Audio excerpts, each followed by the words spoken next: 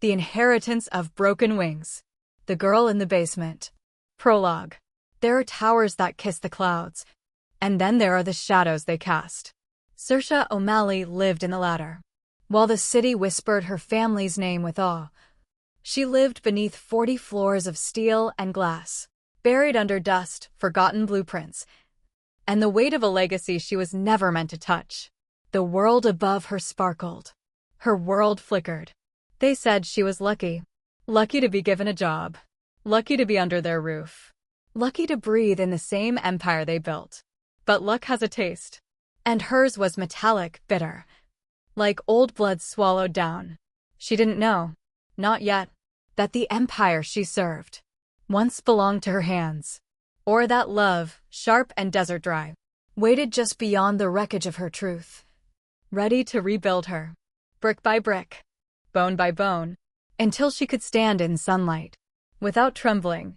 But every empire begins with a fracture. And hers? It started the night a tired man placed an envelope into her shaking hands and said, "Your life has been stolen, child. Take it back." Chapter 1. Beneath the 40 Floors. Scene 1. The Weight of Dust and Legacy. The basement breathed like an old beast. Fluorescent lights flickered overhead, buzzing with the tired rhythm of forgotten machinery. The air tasted like cardboard, damp concrete, and resignation. Saoirse O'Malley hunched over her metal desk, rubbing the back of her neck with numb fingers. It was nearly 8 p.m. The rest of the office had gone home hours ago. She sipped lukewarm instant coffee and winced. The coffee tasted like betrayal, which, funny enough, would become her specialty soon enough. But not yet. Not today.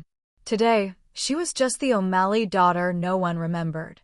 Stuck beneath 40 floors of polished success she was never allowed to touch. Her auburn brown hair tied up messily from late nights and early mornings, freckles like scattered constellations and dark circles from too many late nights. Saoirse's clothes were practical, lived in, slightly oversized, and a posture that apologizes even when she shouldn't. Upstairs, the building glittered, her family's empire towering above the skyline. Down here, beneath 40 floors and 3 decades of lies, she lived among relics of projects long abandoned. Boxes stacked higher than her optimism. Blueprint tubes labeled with years she barely remembered. Old coffee cup soldiers of a war she never meant to fight. She pushed her curls from her face, exhaled, and whispered to herself, "Come on, Saoirse. Just get through the day." But the day had already devoured her. She just hadn't noticed. Maybe tomorrow will be better. But even she didn't believe it. Tomorrow was a rumor. Hope was a luxury. And she? She was the girl in the basement. Scene 2. A task no one else wanted. Her boss, if you could call a man who never learned her name a boss, had dumped 3 folders the size of small children on her desk that morning. "Weekend gala," he'd said. "Your parents want everything ready." Her parents. Funny word. Technically true. Emotionally? Something between supervisors and landlords. She had been told the family company needed her to earn her place. Whatever that meant. Every morning, Saoirse arrived first. She unlocked the basement door, flipped the light switch, and waited for the lights to decide if they felt like working. She always waited alone. No one ever followed her down. Basement-level administrative building inspector, her job title read. A fancy way of saying, the daughter we pretend doesn't exist, doing the work we don't want to acknowledge. She didn't complain. Complaining was for people who mattered. Her father's words echoed in her skull like a curse. "You should be grateful we even let you work here. One day, you'll prove your worth." Prove. Worth. That word was a chain wrapped in silk. Saoirse flipped open the next file, ignoring the sting behind her eyes. She was good at ignoring. A lifetime of practice. Her parents rarely spoke to her on the job. When they did, they always managed to lace their words with invisible needles. "You missed a stamp, Saoirse. We expected better accuracy. You still haven't absorbed the professionalism this company requires. When you're ready, you'll earn your place." Yet none of them gave her the tools to climb. No mentorship. No opportunities. No introductions. Just a daily reminder she was an O'Malley in surname only. Saoirse opened one of the folders. Blueprints. Inspection reports. Photos. Notes scribbled in handwriting that looked like the scribbler was drunk or clinically angry. Of course, no one else wants to do this, she muttered. Why would they, when the basement gremlin will? She snorted at her own joke. Dry humor at its peak. But if she didn't laugh, she'd scream. Scene 3. The O'Malley Glass Tower. A soft vibration from her phone. A message from her mother. You forgot to update the project overview. Fix it. No, please. No greeting. Just command. Cold. Effortless. Saoirse exhaled, long and low, letting the breath drain the heat from her chest. The O'Malley Glass Tower rose above the city like a monument carved from arrogance and legacy. 40 stories of shimmering steel and reflective glass, a skyscraper that caught the sun by the throat and forced it to shine through its windows. People whispered about it. Architects studied it. Newspapers worshipped it. And inside it, Saoirse O'Malley moved like a ghost no one bothered to exorcise. She stepped off the elevator into a world that felt like a parallel dimension compared to the concrete basement below. Here, the air smelled of imported citrus diffusers and wealth, real wealth, the type that didn't apologize, didn't explain, didn't blink. Executives glided across marble, clutching tablets and lattes. Designers whispered over blueprints worth millions. Clients marveled at models of buildings that would eventually wear the O'Malley crest like a badge of divinity. Her family's empire. Her grandfather's blood. Her parents' playground. And somehow, her cage. Saoirse adjusted the folders in her arms. She didn't belong here, not officially. Basement staff didn't typically roam the upper floors. But her mother had summoned her to drop off revised structural indexes. A task a courier could have done. But humiliation had always been a family sport. As she moved through the lobby, she caught glimpses of herself reflected in the mirror-polished surfaces, dark hair pinned back, a cardigan too plain, shoes too sensible. She looked small, like a scribble in a masterpiece her family signed without her. Her siblings, of course, were born looking like heirs, effortlessly magnetic, tailored, manicured, charming in that rehearsed way society applauded. And speaking of charm, watch it, a familiar voice snapped as Saoirse sidestepped a blonde figure striding through the corridor. Her sister, Sierra O'Malley. Golden child. Walking PR campaign. Every magazine's favorite socialite architect. Sierra didn't slow down. Didn't look back. Didn't acknowledge Saoirse at all. And Saoirse didn't expect her to. She approached the receptionist desk, Isla, a woman who could deliver a compliment and an insult in the same breath if she ever bothered to talk to Saoirse. Saoirse set the folders down gently. These are for my mother, she murmured. No reply. Not even eye contact. Isla simply slid the folders to the side without expression, as if Saoirse had delivered napkins instead of architectural assessments. Invisibility wasn't painful at this point. It was routine. Scene 4. Overheard judgments. Still, there was a subtle sting, like a paper cut, one you only noticed after it started bleeding. Saoirse turned to leave, but the voices drifting from the main boardroom froze her in place. We can't risk putting her in that position. That girl breaks under pressure. She's better off where she won't embarrass the company. We agreed she stays downstairs, at least until we finalize everything. Laughter. Casual. Soft. Cruel. Her father's voice cut in smooth, commanding, rehearsed from years of interviews and speeches. As long as Saoirse doesn't ask questions, we maintain stability. She's not ready. She never has been. Not ready. Never has been. The words slid under her ribs like cold blades. She stepped back before anyone inside could see her. The boardroom glass was tinted one way. They could see the city. The city could see its reflection. But no one could see her. She walked away quickly, feeling heat rise behind her eyes. Not tears. Not yet. Anger. Something sharper. The elevator doors opened with a soft chime. She stepped in, pressed B1, and clenched her jaw as she descended. How strange, she thought, that a skyscraper could be so tall. And still feel so suffocating. Scene 5. The Truths Hidden. Once the elevator doors opened again, the dim basement welcomed her like an old bruise. She returned to her desk, to her flickering light, to her dusty purgatory. But the conversation upstairs kept looping in her head. She's not ready. She never has been. Keep her downstairs. Downstairs. Down. Always down. Saoirse picked up her pen. Her hand trembled. It wasn't fear this time. Not confusion. It was something new. Strange. Burning slow and low like a coal buried under ash. A whisper almost too faint to catch. Why? Why was she so dangerous to them? Why did they want her boxed in, hidden, muted? Why was she never allowed to rise? Not even for a breath of air? She didn't know it yet, but this was the moment, the spark, the fracture that would soon split her world open. The moment the O'Malley Empire stopped feeling like a tower and started looking like a lie. Scene 6, an unexpected errand.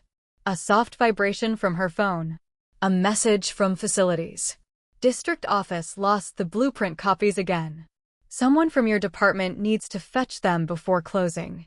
You're the only one still logged in. Sorry. She closed her eyes. I swear this building hates me.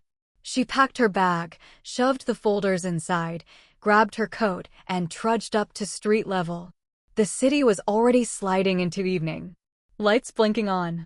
People brushing past like living currents. She boarded the bus toward the district offices, pulling her coat tighter as the November wind bit at her hands. Chapter 2, The Seat of Suspicion. Scene 1, The Chance Encounter.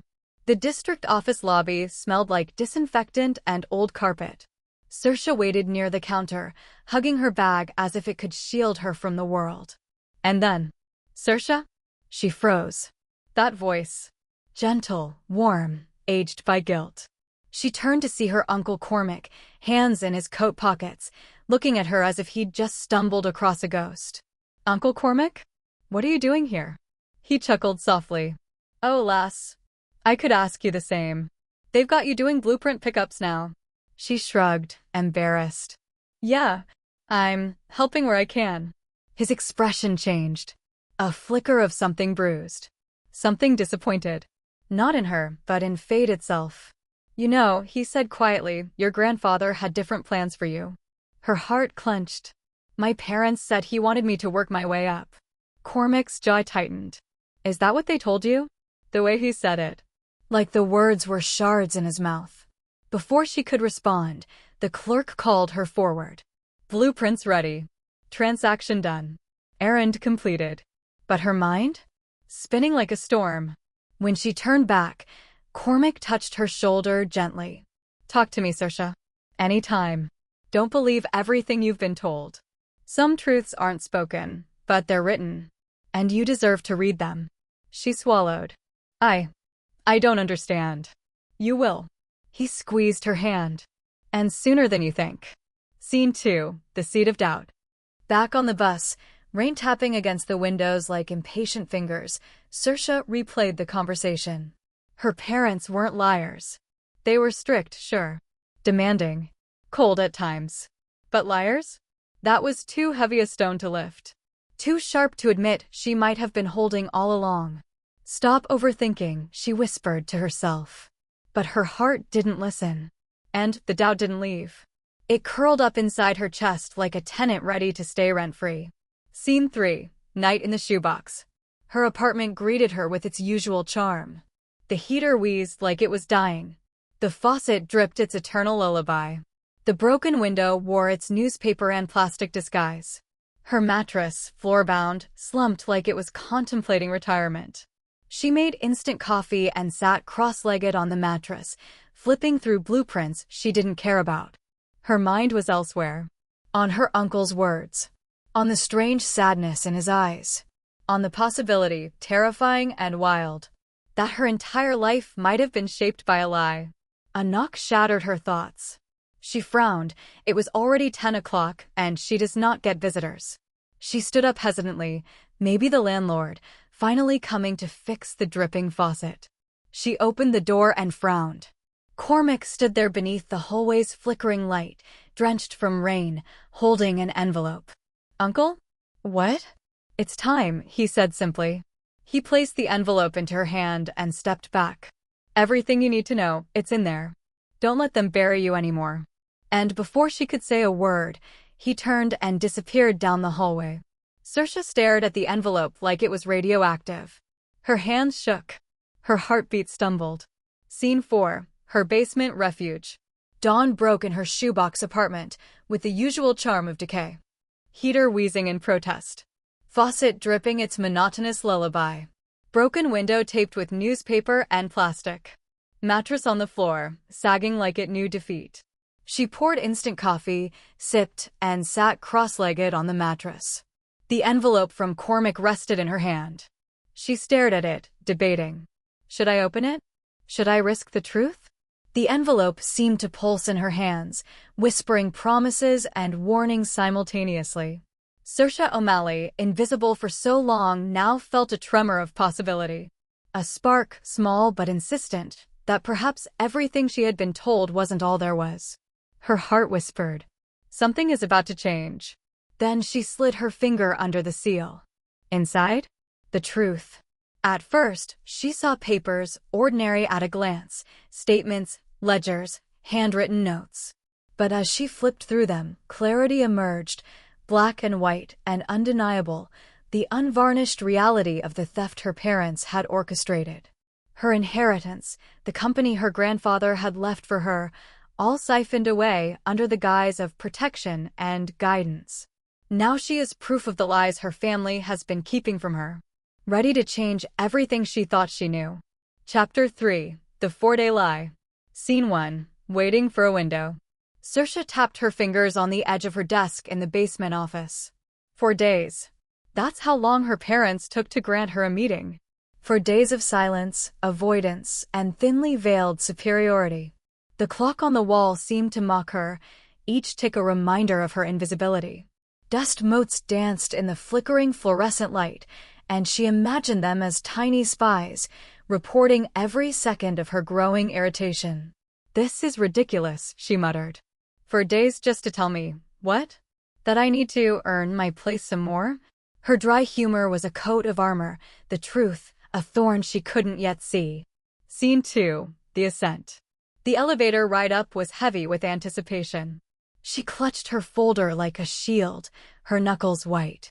The higher she went, the sharper her anxiety, a mix of fear and fury she couldn't yet name. The lobby of her parents' office smelled of polished wood, citrus cleaner, and money. A secretary greeted her with a practiced smile. They're expecting you. Saoirse forced a polite nod, her heart hammering. Expecting me to what? To grovel? To listen to more lectures? Her parents sat across from her, chairs angled just so, smiles perfectly in place. Her father's fingers drummed on the desk, her mother's eyes, coldly assessing. Saoirse felt a tension coil in her chest, tight and unyielding. You wanted to see us, her mother said. Yes, Saoirse replied, voice steady despite the storm inside.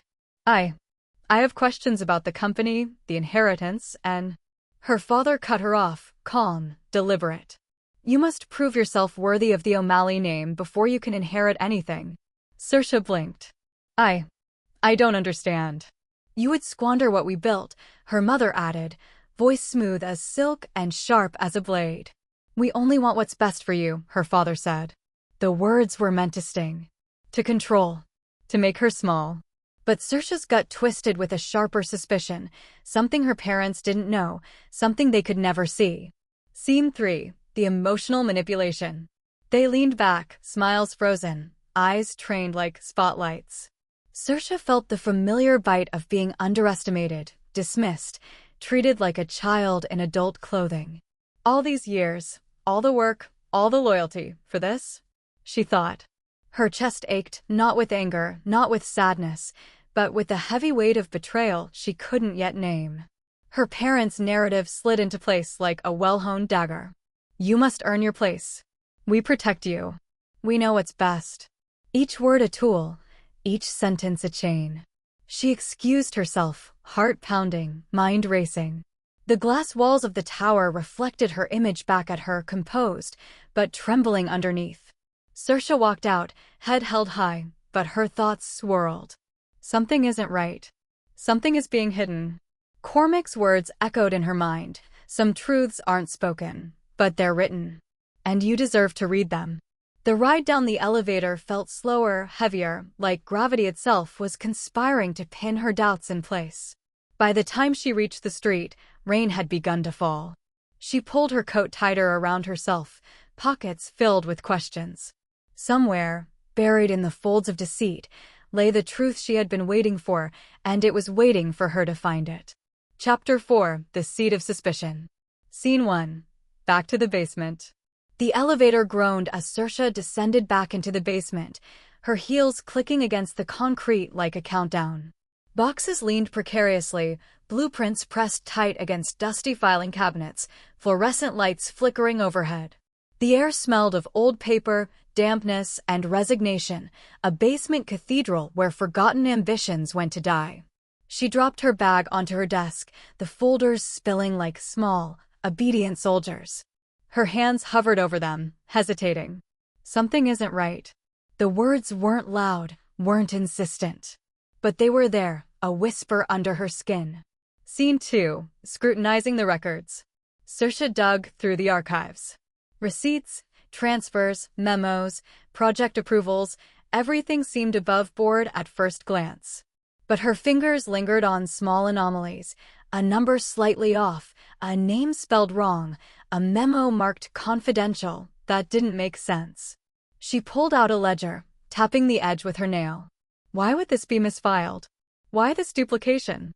Why did Cormac's words echo so loudly in my mind? Her eyes flicked across the pages. Patterns emerged subtle, invisible to anyone who wasn't looking. The basement, once her cage, now felt like the edge of a cliff. She could step back into ignorance, or lean forward and see the truth. Scene 3. Late night revelation. The office grew silent, the building above oblivious to her vigil. Streetlights filtered through the basement windows, throwing long shadows across blueprints and boxes. Her phone buzzed, a message from facilities confirming tomorrow's inspections. She ignored it, eyes scanning rows of numbers and accounts. Her pulse quickened. Each inconsistency, each ledger line, built a pattern. Her parents' meticulous perfection wasn't perfection at all. It was a cage. A show. A story written to keep her small. Scene 4. The Unexpected Visitor. A sudden shadow fell across the basement door. She froze, heart leaping. Late night, Saoirse? Cormac stepped inside, soaked from the rain outside, holding another envelope like a gift and a weapon at once. You're asking the right questions, he said softly. You're finally starting to see what's been hidden. Saoirse swallowed, fingers trembling. What is this? Everything your parents tried to keep from you. Their lies. Their theft. Their plan to keep you beneath them. He placed the envelope on her desk. Read it. Know it. And then decide. Don't let them bury you any longer. Alone again, Saoirse sat on the edge of her chair, the envelope like a pulse in her hands. Rain streaked the basement window, cold and indifferent. She felt a spark, a small, fierce ember of rebellion. I deserve the truth. I deserve to see everything. The seed of suspicion, once tiny and timid, had grown into a small, sharp flame.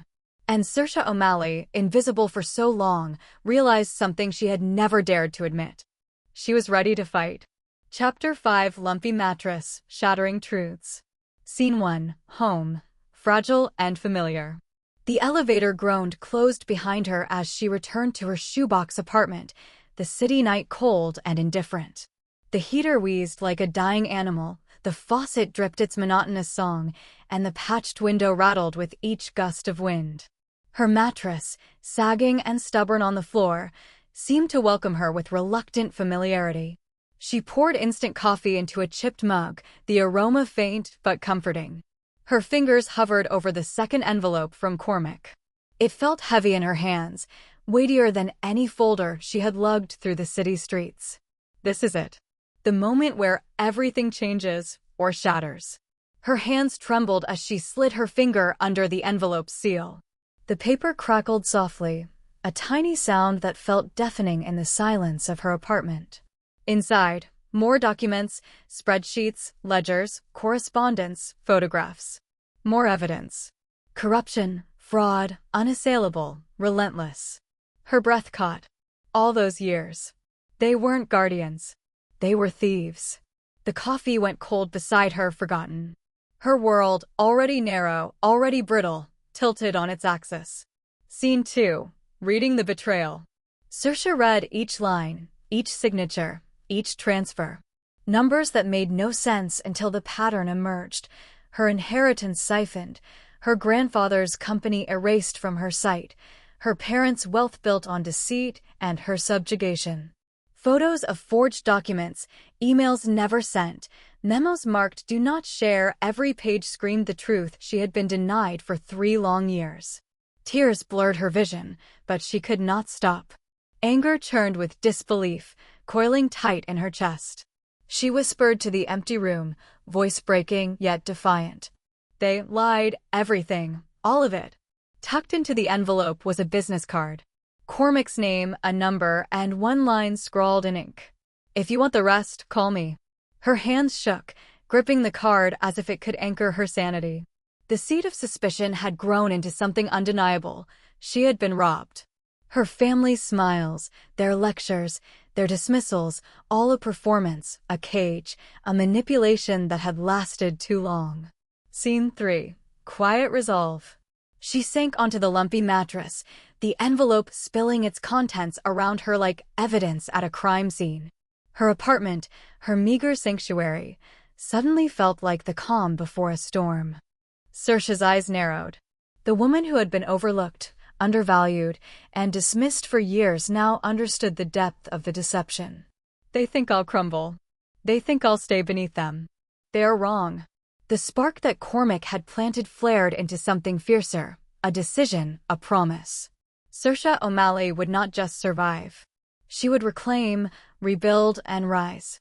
Her hands rested on the envelope, pulse racing, eyes burning with a newfound purpose.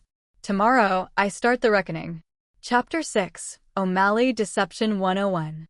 Scene 1. Secret Meeting. The rain outside was a steady drum on the cobblestone street. Saoirse pulled her coat tighter around her, clutching Cormac's business card like a lifeline. Cormac waited under the awning of a small, tucked-away cafe, a place smelling of strong coffee, damp wool, and old wood. "Late again," he said, a half-smile tugging at his lips, though his eyes were heavy with guilt. Saoirse returned the smile weakly. "I've been processing." "Good," he said. "You'll need your wits sharp for what comes next." They sat in a corner, out of earshot. Cormac slid a folder across the table. The seal broke with a crisp snap, as though heralding the storm to come. Scene 2. Unveiling the codicil. Cormac spoke slowly, Irish lilt coloring each word. "Your grandfather, he loved you fiercely, Saoirse. Stronger than any of them knew. Before he passed, he left a codicil. He feared your parents' greed. He feared they'd hide the truth. And they did." Saoirse's fingers trembled as she opened the folder.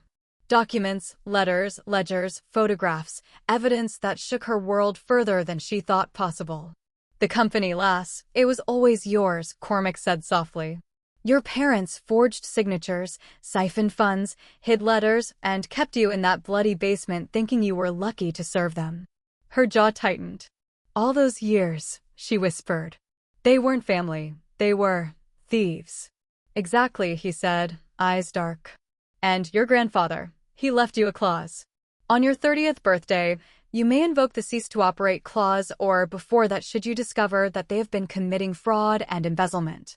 Then there is another clause, should you take over, 500 million becomes yours immediately to continue his legacy. The company becomes yours. All of it. And they'd better hope you're merciful." Scene 3. The full extent of deception. Cormac pored over the evidence. Emails never sent, financial transfers rerouted, contracts rewritten, your name erased from documents you should have signed. All the smiles, the lectures, the power plays, it was a performance. A stage show. You were meant to stay in the shadows until they decided you could earn your place. Saoirse's stomach churned. Rage, disbelief, heartbreak, a cocktail potent enough to bring down mountains. I should have seen it. I should have noticed the patterns. But instead, she'd trusted, loved, believed. And all the while, they had been building cages around her with invisible bars. Scene 4. A spark of strategy. Cormac leaned back, gaze sharp. They think you're blind. That you'll crumble under the weight of their lies. But you've got something they'll never understand. A mind that sees, a heart that remembers, and a fire that refuses to die. Saoirse's chest tightened, pulse racing. I need to know everything. Every secret. Every ledger. Every betrayal. He nodded. Then we start small. We catalog. We gather. And we plan. You'll strike when the time is right at the family gathering. Public. Unforgiving. Saoirse felt a steel spine growing within her. The girl who spent years hunched over dusty files in the basement, the girl they thought was invisible, was preparing to rise. They left the cafe, rain still falling in soft Irish mist. Cormac's hand brushed hers briefly, a silent reminder that she wasn't alone in this fight. Saoirse walked home, shoulders squared, mind racing.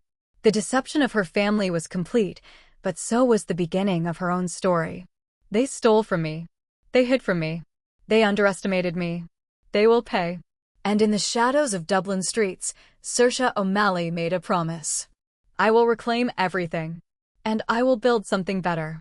Something they could never touch. Chapter 7. Planning the Reckoning. Scene 1. The Hidden Office. Saoirse arrived at Cormac's modest flat, tucked away in a quiet Dublin alley. It smelled of old books, strong tea, and the faint tang of rain from the misty streets. A single dusk lamp cast a warm pool of light over stacks of folders, documents, and photographs. Sit, he said, gesturing to a chair opposite him. His eyes, though weary, were sharp. You're about to learn the O'Malley family's School of Deception. Saoirse swallowed, nodding, and opened the first envelope he pushed toward her. It begins with your grandfather, Cormac explained, voice low. He loved the family fiercely, but he also knew who was dangerous with his empire. That's why he put the codicil in the will. Cormac continued, pulling documents one by one. Your parents forged signatures. Diverted funds. Hid you in the basement. They planned to keep you invisible, obedient, and unaware of the company you were supposed to run. Saoirse's fists clenched. For how long? 3 years. And they were counting on more, he said quietly. They underestimated your grandfather's foresight, and they underestimated you. He slid a thick folder toward her. Inside were more proof, contracts, bank transfers, letters, and recorded memos, proof of the theft, fraud, and the meticulous plan to erase her from the O'Malley lineage until she was nothing more than a ghost in her own legacy. Why no? Saoirse whispered. Why tell me this? Cormac leaned back, eyes heavy with guilt. Because I've been complicit. I let it happen. And your parents, they're planning to keep going. You need to be ready. Ready. The word echoed in her mind. She looked down at the documents. Every number, every name, every forged signature stared back at her. And beneath it all, the truth glimmered. A $500 million and the O'Malley Empire, a lifetime of stolen power, and a clause designed by a grandfather who loved her enough to protect her even after death. You can take it, Cormac said. All of it. But you must plan carefully. Exposure without strategy will ruin everything. Your parents are ruthless. Saoirse's pulse hammered in her ears. Anger. Betrayal. Power. The mix was dizzying. For the first time, she wasn't small. She wasn't invisible. She wasn't powerless. You'll help me? She asked, voice steady despite the storm inside. Cormac smiled faintly, the guilt softening just a fraction. I've been waiting for this day. Let's teach them the O'Malley way honestly this time. And for the first time in years, Saoirse felt a thrill she hadn't known she could, the thrill of taking back what was hers. Scene 2. Cataloging the betrayal. They began systematically. Invoices, ledgers, project contracts, emails, memos, each document a thread in the tapestry of deceit her parents had woven. Saoirse's hands shook as she spread them across the table. Every forged signature, every hidden transfer, every lie. Cormac nodded, voice steady. Yes, every piece. The more precise we are, the more undeniable the exposure will be. They think they can charm the world, we'll show the truth. Saoirse sat with her fingers intertwined, staring at the mountain of evidence before her: financial records, contracts, bank statements, even letters her grandfather had written in confidence. Cormac leaned over, pointing to a ledger. This is where they siphon the funds. Subtle at first, a few thousand here, 10,000 there, but compounded over 3 years, it's astronomical. And they hid it in plain sight. Saoirse's jaw tightened. How could they think I'd never notice? They counted on your trust, your diligence, and your fear of confrontation, Cormac said. But fear isn't in you anymore. She exhaled slowly, letting the words sink in. The plan was simple in concept, complex in execution. Gather evidence, expose the deception at the perfect moment, and reclaim everything her grandfather had left for her legally, ethically, irreversibly. Timing is everything, Cormac said, his eyes serious. You can't rush this. They'll sniff it out if you move too soon. You need leverage, witnesses, undeniable proof. Her mind raced. She pictured the family gathering, polished smiles, oblivious to the storm about to hit. She would arrive calm, collected, unstoppable. Scene 3. Strategy and timing. Saoirse picked up a stack of letters. So, we do it at a family gathering? They won't see it coming. Cormac leaned closer, lowering his voice. The family gathering, it's perfect. Their pride will be on full display, and they won't see it coming. But you must finish the filings first. They'll try to distract you, overwhelm you. You must not falter. She closed her eyes, imagining the faces of her parents, their shock when the carefully hidden files come crashing down. It sent a thrill up her spine. But Cormac's voice brought her back. There's one thing, he said cautiously. They'll try to sabotage you. Your filing, your work, anything that slows you down will be used against you. They'll test your patience, your limits. Saoirse's mind flashed to the basement, the endless paperwork, the scornful remarks, the invisible ceiling of the 40-floor tower above. Her chest tightened with resolve. Then we use it against them, she said, voice steady. If they try to bury me, I'll dig faster. Cormac smiled faintly, the weight of years of secrecy lifting just a little.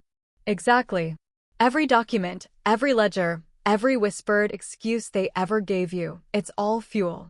And this, he tapped the folder, is fire. Saoirse felt the heat of it ignite inside her. The basement was no longer a cage. The glass tower no longer loomed over her as a threat. The power she had been denied was finally within reach, and she would wield it with precision. Saoirse nodded, determination coiling in her chest. I won't. They can't break me anymore. Not after this. Cormac smiled faintly. Good. Because once this is done, there's no turning back. You'll have everything. But it will be messy. Bitter. Necessary. Saoirse allowed herself a slow exhale. Let it be messy, she whispered. I'll take it all, and then I'll build something better. And for the first time in years, Saoirse O'Malley smiled, not a small, polite smile, but a smile that carried fire, intent, and a promise. The reckoning was coming. Scene 4. The emotional toll. The basement groaned under the weight of impossible work. Files stacked like miniature towers threatened to topple with a careless breath. Dust hung in the air, thick and clinging, as if mocking her persistence. Her parents had retaliated. Saoirse stared at the mountain of paperwork they had dumped on her desk. 3 years of disorganized archives, critical blueprints, financial statements, reports, all needing completion in 2 days. The impossible, gift-wrapped in cruelty. She pressed her palms to her face, trying to steady the storm of thoughts. Rage clawed at her, but beneath it burned determination. They wanted to crush her, to remind her who had power, but they underestimated her. Hours passed, each one a battle. She worked through files, cross-referencing, annotating, uncovering discrepancies hidden in plain sight. Mistakes they had hoped she wouldn't notice glared back at her from spreadsheets and ledgers. Her fingers ached. Her eyes stung. Her back screamed from hours hunched over a desk that felt like a torture device. But with every page turned, every error corrected, every hidden transfer unearthed, a quiet confidence grew in her chest. This is nothing, she muttered to herself, voice raw. I can climb anything. Cormac checked in intermittently, bringing sandwiches and coffee, small lifelines in the middle of chaos. "They're trying to test you," he said, watching her tirelessly mark corrections. "But you're stronger than they think." She nodded, not trusting herself to speak. Her mind was laser-focused. This wasn't just punishment. It was preparation. By the end of the second day, the mountain of punishment had been conquered, every file sorted, every ledger verified, every blueprint double-checked. Exhaustion pressed down on her like a lead blanket, but beneath it, a sense of triumph flickered. She slumped back in her chair, staring at the ceiling. The basement, once a place of invisibility and shame, now felt like a forge. It had tempered her, sharpened her, made her ready. And in that quiet moment, Saoirse realized she was no longer their pawn. She was becoming something far more dangerous, a woman who knew the truth, had the evidence, and was ready to use it. The family gathering loomed on the horizon. The polished smiles, the champagne, the oblivious arrogance of her parents. She would be ready, because mountains, no matter how high, could be climbed. And Saoirse O'Malley was no longer afraid of heights. Outside, Dublin streets were slick with rain, indifferent to the storm brewing inside. Scene 5. Silent Determination. Cormac checked in Friday night, and they sat in silence for a long time, before her uncle leaned back, folding his hands. "Are you ready for the mountain?" She looked at him, eyes sharp, steel coiling in her spine. "I was born ready. Let them try." And for the first time in years, Saoirse O'Malley smiled, not a small, polite smile, but a smile that carried fire, intent, and a promise. The reckoning was coming. Cormac rose, gathering folders. "Rest now. You'll need your strength. Tomorrow, the mountain of punishment begins, and then, the reckoning will come." Saoirse sat back, staring at the organized chaos before her. The truth lay bare, the plan forming. And in that quiet, a fire burned. They hid everything from me. They thought I'd stay beneath them. They were wrong. She would rise, dismantle their lies, and build a future forged in truth. And for the first time in years, Saoirse O'Malley allowed herself to imagine, not just survival, but victory. Chapter 8. The Family Gathering. Scene 1. Arrival at the estate. The O'Malley estate rose like a jewel above Dublin's mist, sprawling gardens and polished stone reflecting the last light of day. Saoirse drove up the winding driveway, the engine purring softly, her hands gripping the wheel with quiet anticipation. The weekend gathering was in full swing, laughter spilling from the terrace, champagne glinting in crystal glasses, the scent of roasted meats and polished wood mingling in the crisp air. She stepped out of the car, coat drawn tight around her, hair slightly damp from the drizzle. Inside, her parents' smiles were pristine, perfectly rehearsed, the same smiles that hid years of deceit. "Calm, Saoirse. Calm," she whispered. "The storm hasn't started yet." Scene 2. The family in their element. Her parents glided through the crowd, greeting acquaintances and business partners, their wealth and influence radiating like a shield. Saoirse felt the familiar pang of invisibility, the hollow place in their world where she had existed for years. Her siblings lounged near the grand fireplace, sipping wine, unaware of the truth lurking in their midst. She observed them, each movement, each glance, noting the arrogance, the complacency. This was their world. For one night, she would be their invisible queen, poised, silent, untouchable. She moved through the crowd with purpose, greeting distant relatives and business contacts, her smile polite but her mind calculating. Every word, every gesture was deliberate. Cormac's instructions echoed: observe, gather, strike. Timing is everything. She felt a pulse of power, subtle yet intoxicating, the first taste of control she'd had in years. This was her night. Her stage. Her reckoning. Scene 3. The calm before the storm. Saoirse found a quiet spot near the grand staircase, overlooking the gathering. Her parents laughed, unaware that their carefully constructed world was about to crumble. Her fingers tightened around the small folder hidden beneath her coat, the evidence of their deceit, their betrayal, their lies. A slow, controlled breath. The moment hadn't arrived yet. She let it simmer, felt the weight of anticipation, the thrill of imminent justice. Soon, she thought. Soon, they will see me. Scene 4, Inner Resolve. As she watched them, Saoirse felt the storm building inside her. The years of invisibility, the humiliation, the betrayal, all coalesced into a single, sharp point of determination. She would reclaim her inheritance, her dignity, and her life. The family gathering was the perfect stage. And when the storm hit, there would be no turning back. Saoirse O'Malley straightened her shoulders, allowed herself a tiny, almost imperceptible smile. The girl in the basement was gone. Tonight, she would rise. Chapter 9, The Showdown. Scene 1, Calm Before the Storm. The drawing room smelled of polished wood and old wealth, the kind that masked decay with fine carpets and silver trays. Saoirse stepped through the doorway, coat neatly folded over her arm, her gaze steady. Her parents floated around the room, immaculate and radiant, greeting guests with charm that dripped like liquid gold. Siblings laughed, oblivious to the tension coiling in the air. Saoirse, come join us, her mother said, voice honeyed but brittle. Her father offered a tight smile. We were just discussing the next big project. Saoirse's hands rested lightly on the folder beneath her arm. She inhaled. The moment had arrived. This is it. Their world, and I am the storm. As champagne glasses clinked and polite conversation fluttered through the room, Saoirse observed. Smiles too tight. Words too practiced. Lies wrapped in silk. And then she spoke, voice soft but sharp. Mom, Dad, may I have a word? The room shifted. Her parents turned, masks flickering. Polite smiles. Ice-cold eyes. Of course, darling, her mother said, voice saccharine. Saoirse stepped closer, letting the weight of her gaze settle on them. She didn't need anger. She didn't need tears. She had patience, precision, and truth. Scene 2, Unveiling the Truth. With deliberate calm, she opened the folder and spread the documents across the polished table.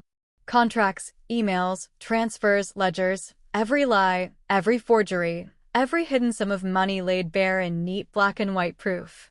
The room froze. Guests murmured. Champagne wobbled in their hands.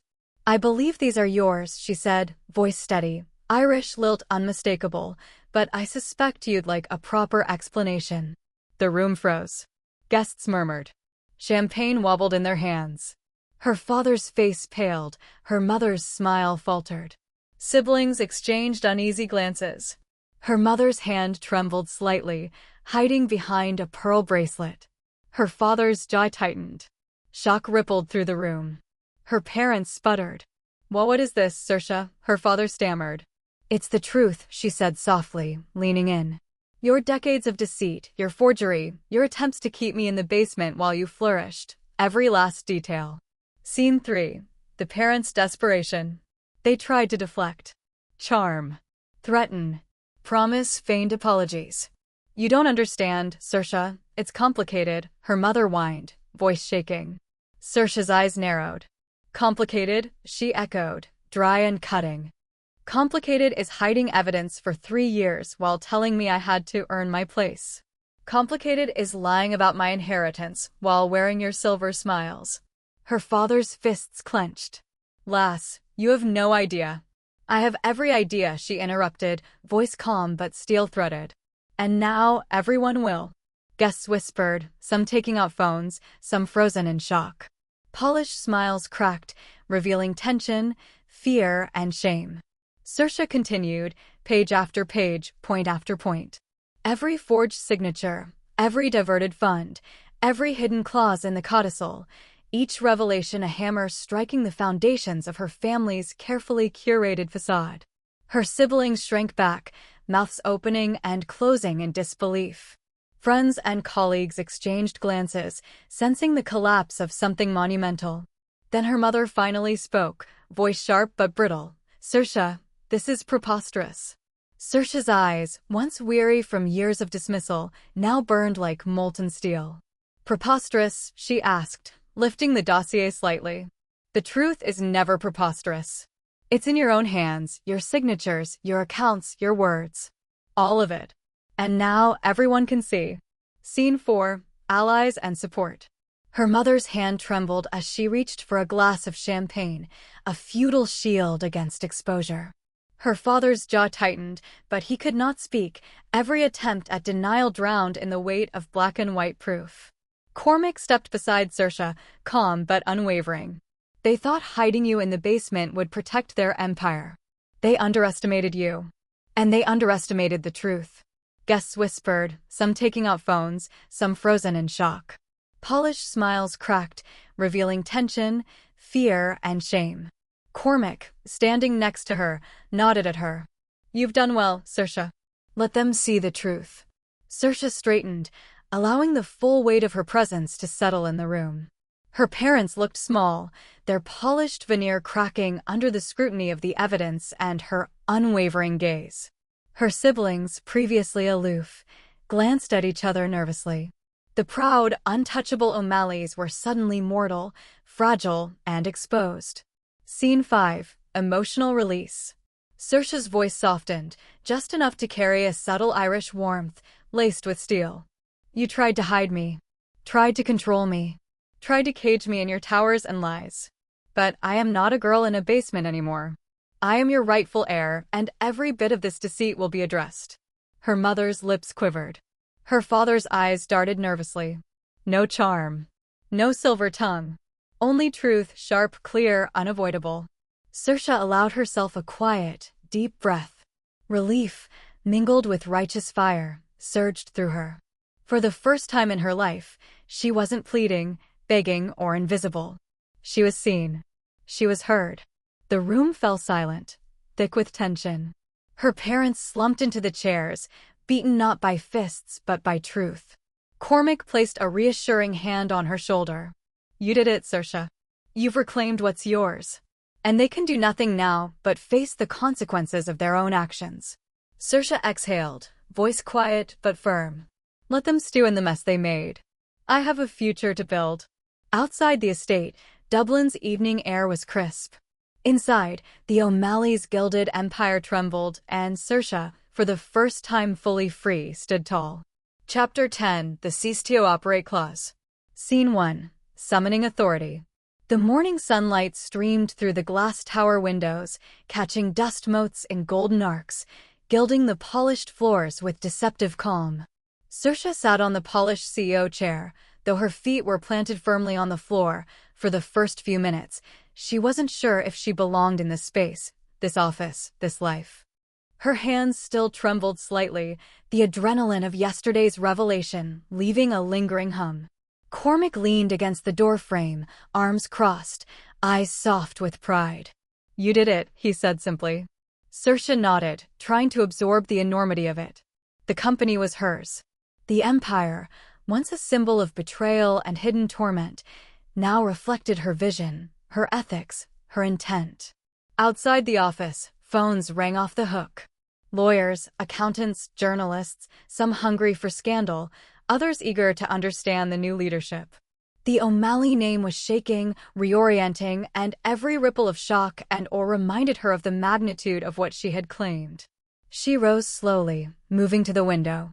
Below, the city stretched endlessly, oblivious to the battle waged in glass towers and basement offices. The folder she had carried since the family gathering lay open on her desk, every codicil, clause, and stipulation highlighted and annotated. The cease to operate clause glinted like a weapon in her hands, a final, unassailable right that her grandfather had left for her.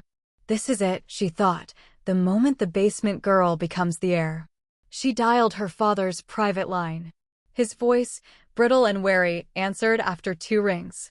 "Lass, what is this about?" he asked, attempting calm, failing spectacularly. "I'm invoking the cease to operate clause," Saoirse said evenly, Irish lilt firm, cutting through the false authority he tried to project. "What? You can't." "I can," she interrupted, flipping through the codicil, letting the weight of each word sink into the room, into his skull. "Effective immediately, the company ceases to operate under your authority. I am now the sole executor and beneficiary, with all legal rights intact." Her father sputtered, his composure unraveling. Her mother's voice, sharp but faltering, came through. You don't know what you're doing. Saoirse's eyes didn't waver.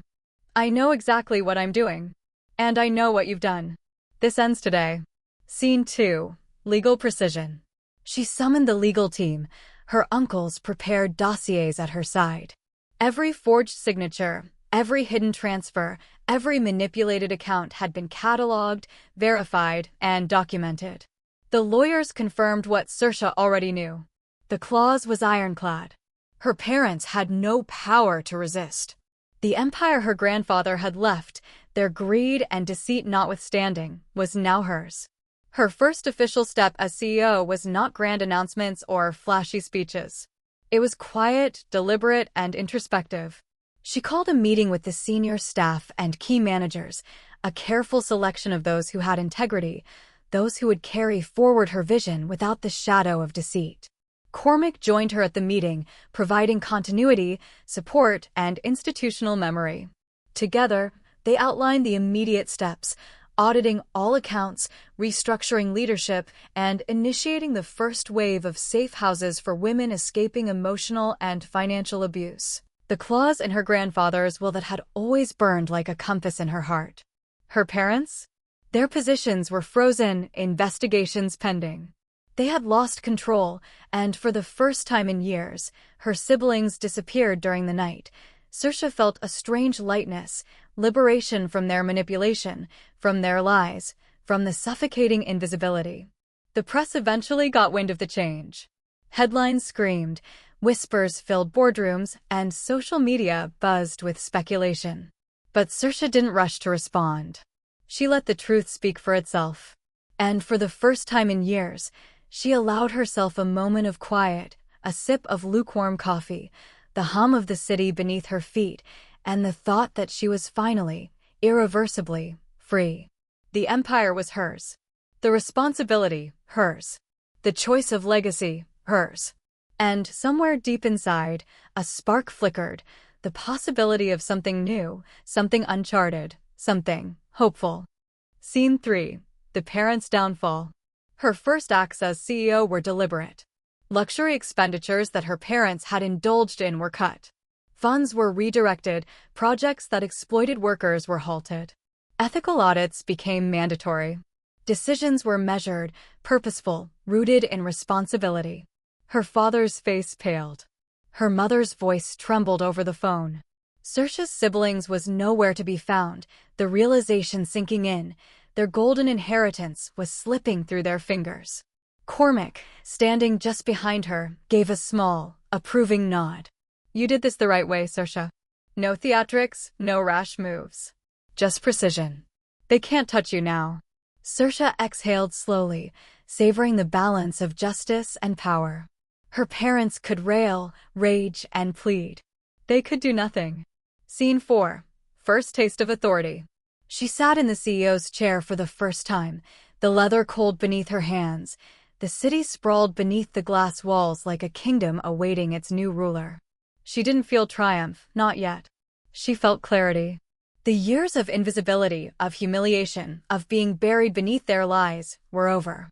The company, the inheritance, the power to create change, it was hers. And so, Saoirse O'Malley, with Irish fire in her chest and justice in her hands, prepared to reshape not just the empire, but her life. Chapter 11. The Aftermath. Scene 1. First dawn as heir. The sun rose over Dublin, soft light spilling across the streets, golden and indifferent to the turmoil within the O'Malley empire. Saoirse O'Malley sat in the CEO's office, a moment of quiet before the storm. The city stretched beneath the glass walls, unaware of the seismic shift that had taken place. The cease-to-operate clause had frozen her parents' authority. The additional $500 million inheritance, separate from the empire her grandfather had meticulously built, would activate now as she formally assumed her role, embracing the responsibilities, the weight, the vision. She ran her fingers over the polished desk, feeling the texture, the permanence, the legacy in her hands. It wasn't just money. It was freedom. It was justice. It was the power to rewrite the rules of a family that had tried to cage her. Scene 2. shockwaves through the industry. News of the upheaval leaked. Media murmurs, whispered scandals, business analysts' emails, and sudden calls from partners. The O'Malley empire was public but fractured. Investors were jittery. The city's architecture world buzzed. Her parents, once untouchable, were now whispered about in corners and boardrooms. Her mother's smile no longer commanded respect. Her father's handshake now carried tension, a hint of fear. Saoirse watched the chaos calmly, Irish lilt quiet but firm. Let them unravel. Let the world adjust. For the first time, Saoirse walked through the office freely, unobserved, unhidden. Staff that had previously ignored her in the basement now noticed the air around her, authority in every step. Cormac, her uncle, quietly slipped beside her. You've done it, lass. Now comes the hard part. Building it. Protecting it. Honoring him. Saoirse smiled softly, nodding. The empire is theirs no longer. But it's mine and I intend to fully step into it. On my terms. With his vision guiding me. Scene 3. Personal reflection. Later that night, she stood alone in the office, lights dimmed, the city glittering beneath her like stars she could almost touch. The thrill of victory mixed with an ache, the knowledge of all she had lost, all they had tried to steal. Her parents tried swearing, threatening, and then finally apologizing, clumsily, sheepishly. But Saoirse knew forgiveness was a choice, not a requirement. Thank you for saying it, she whispered to the empty office. But I'm not ready for you in my life. Not yet. Maybe never. She let the words settle. And in that moment, she felt the first seeds of peace, the quiet before the next chapter, rebuilding, reshaping, and stepping fully into her grandfather's legacy. Chapter 12, Building the Empire. Scene 1, Dawn of Authority. The morning sun streamed through the glass walls of the O'Malley headquarters. Saoirse stood in the CEO's office, arms crossed, surveying the floor below, once a kingdom of her parents' indulgence, now her canvas. Cormac, loyal and steady, stood beside her. It's time to make it yours, lass, he said softly. Not theirs. Yours. Her heartbeat steady, Irish fire simmering beneath calm determination. She walked the floor, noticing small injustices, staff overworked, projects mismanaged, budgets abused. Each misstep became an opportunity. Saoirse called her first executive meeting. No theatrics. No ego. Just truth. I will run this company differently, she declared. Merit over bloodline. Ethics over extravagance. Every decision must honor the work of those who built this empire and protect those it serves. Staff listened, some skeptical, some cautiously hopeful. Her parents' shadow loomed, but her authority was undeniable. Scene 2. Safe havens and purpose. Saoirse unveiled a plan that stunned even seasoned executives. A portion of profits would go to creating safe houses for women facing abuse, emotional, financial, or otherwise. Each project tied to a sustainable building initiative, offering employment, skill building, and hope. Cormac smiled wryly. Your grandfather would be proud, Saoirse. He always wanted more than profit. He wanted legacy. And with that, Saoirse felt the first true surge of purpose. Not everyone welcomed her reforms. Board members whispered, old family friends raised eyebrows, and some employees resisted change. But Saoirse's calm, Irish lilt edged with steel cut through excuses. This isn't about you. It's about what's right. Step up or step aside. The message landed. Slowly, carefully, the empire began to shift. She visited construction sites, met with project managers. She noted the details others missed, celebrated the small victories, and corrected the missteps without arrogance, only precision. Yet, amid the spreadsheets, site visits, and boardroom strategy, something else stirred, a spark she hadn't expected. In the midst of rebuilding her empire, Saoirse noticed how much she craved connection that wasn't transactional or guarded or laced with manipulation. And that spark, subtle and insistent, hinted at someone new. Someone different. Someone whose presence might match her fire, challenge her wit, and bring a rhythm of life she hadn't known she could allow herself to enjoy. But that, she knew, was for later. For now, the empire rose, strong, purposeful, and untouchable by deceit. Saoirse O'Malley was no longer surviving, she was thriving. The foundations were set. The blueprint was hers. And every stone laid, every policy enacted, every safe haven built, became a testament. Power reclaimed can also be power wielded with grace. Scene 3. Stranger Looming. As Saoirse toured the ongoing building projects, she noticed a woman at one site, boots dusty, sleeves rolled, clipboard in hand. Brilliant, no nonsense, with a sarcasm so sharp it left the air buzzing. Their eyes met. Something unspoken passed, a spark of recognition, a flicker of challenge. Saoirse knew, instinctively, that this woman would not just be part of her professional life, she might just pierce the armor Saoirse had built around her heart. Back in her office, Saoirse reviewed plans for the safe houses. Every detail mattered: location, construction, staffing, funding. Her grandfather's voice seemed to echo in her mind, a guiding whisper. She exhaled, a rare smile tugging at her lips. For the first time, she wasn't buried in the shadows. She was rising, building, creating. The O'Malley Empire, once a gilded cage, was becoming a force for justice, ethics, and hope. Chapter 13. The Woman with Desert-Dry Wit. Scene 1. First impressions, sparks flying. The site smelled of sawdust and wet cement, the tang of fresh paint mixing with the cool Dublin breeze. Saoirse stepped out of her company SUV, clutching the latest blueprints, ready to inspect the safe house's foundation. And then she saw her.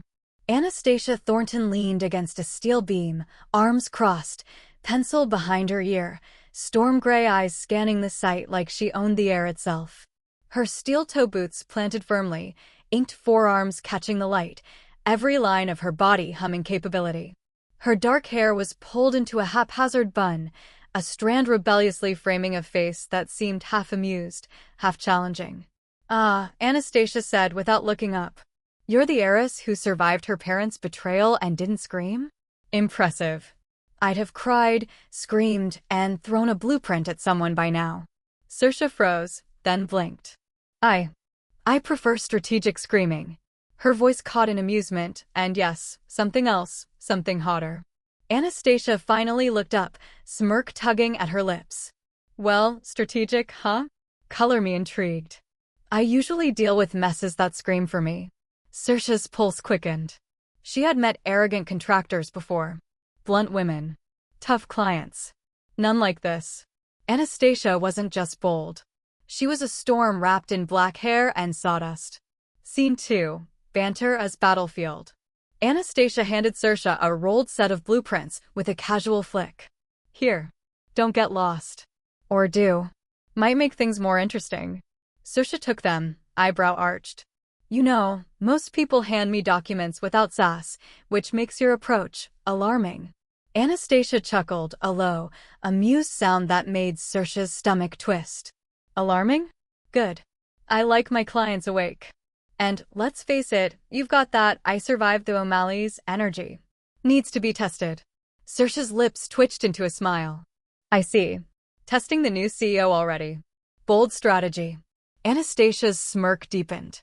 "CEO, contractor, survivor. Sounds like Dublin's got a new problem, and I like problems." And just like that, sparks. Electric, teasing, dangerous sparks that made Saoirse suddenly aware of her own heartbeat. Saoirse's lips twitched, almost smiling. Something in Anastasia's audacious, unapologetic energy tugged at her attention. Sharp. Unyielding. Dry as a desert wind. And somehow intriguing.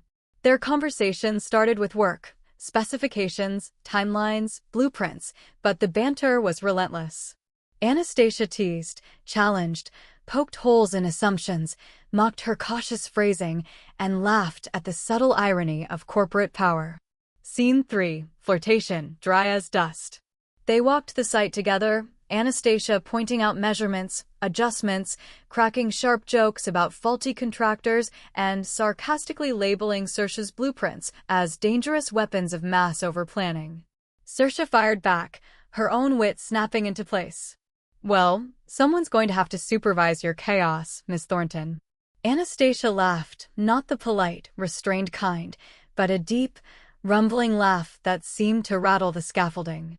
"Oh, I plan to supervise you too. Strategically, of course. And by supervise, I mean amuse myself." Every glance, every comment carried an undercurrent of challenge and intrigue. Their humor danced on the edge of flirtation, teasing, poking, daring each other to break composure. Hours passed like minutes. Saoirse saw Anastasia's precision, her insistence on excellence, her protective approach to the workers. And beneath that dry sarcasm, a woman who fought for what mattered, fiercely loyal and unafraid. "Why do you care so much about these women?" Anastasia asked suddenly, eyebrow arched. Saoirse hesitated. "Because I couldn't survive without a place like this. A safe place. Others deserve it too." Anastasia's gaze softened, just for a second. "Thought so. Not many people care. Most just build walls for themselves." Scene 4. The Pull of Fire and Dust. By the end of the day, Saoirse found herself reluctant to leave the site. Anastasia's humor had chipped away at her defenses, teasing out laughter she didn't know she could feel. And yet, there was caution, a wary spark. Both guarded, both aching from the past, both aware that something was starting between them, sharp, exhilarating, and impossible to ignore. Anastasia tossed a wrench over her shoulder as Saoirse turned to leave. "Careful on your way home, boss. Dublin streets are more dangerous than family betrayal." Saoirse caught the glint in Anastasia's storm-gray eyes, smiled faintly, and replied, "Noted. But maybe I like a little danger." Anastasia smirked, already walking back toward the crew. "Good. I like women who understand hazard pay. And humor. And, apparently, stubbornness." Saoirse's chest tightened. And somewhere deep in her gut, she knew this was the beginning of a tempest she wasn't sure she was ready for. Chapter 14, Banter and Blueprints. Scene 1, Site Chemistry. The safe house site buzzed with activity, hammers, drills, and the faint smell of wet concrete and sawdust. Saoirse arrived with a clipboard, her heels crunching against gravel, and immediately spotted Anastasia overseeing a team, one hand on her hip, the other gesturing like a conductor with a wrench. Anastasia didn't even look at her at first. Then, without missing a beat, she called out, "Well, if it isn't the new CEO. Come to check whether my crew is actually working or just pretending." Saoirse arched an eyebrow. "Pretending? I assure you, Thornton, I'm far more concerned about your pretending not to fall off scaffolding than actual work."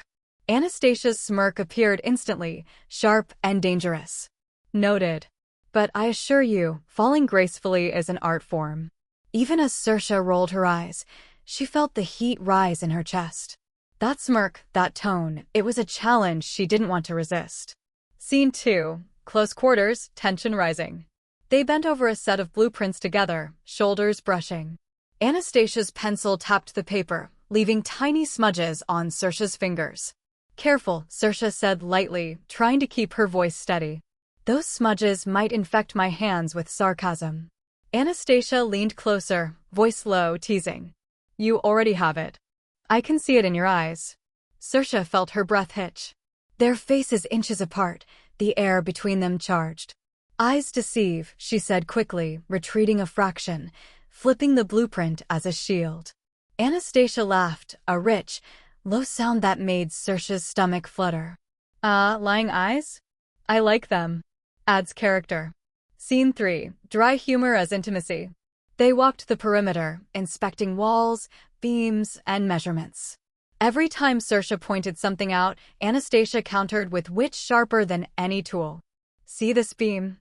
Saoirse asked. "Should have been a few centimeters over." Anastasia tilted her head, pencil behind her ear. "Maybe. Or maybe I just wanted you to get closer to see me squint at it. You enjoy that, admit it." Saoirse laughed, sharp and breathy, shaking her head. "You're impossible, Thornton." "Better than boring, O'Malley," Anastasia said, eyes glinting. Scene 4. Shared moments, growing trust. By the afternoon, the teasing had become a rhythm, a dance. They shared coffee breaks on scaffolding, comparing notes, jokes, and stories of past jobs gone wrong. Every laugh, every poke, every smirk chipped away at their defenses. Anastasia caught Saoirse staring at her once and quipped, "Thinking about how much fun you could be having without me?" Saoirse smiled, cheeks warm. "Fun is relative. You make it educational." Anastasia's smirk softened into a subtle, approving nod. "That's the nicest insult I've received all week." Scene 5. The spark ignites. As the sun dipped low, dust motes dancing in the orange light, they packed up their tools. Saoirse hesitated, then asked, almost teasing herself, "You ever relax, or is sarcasm your cardio?" Anastasia's eyes sparkled, leaning in just slightly, voice low, playful.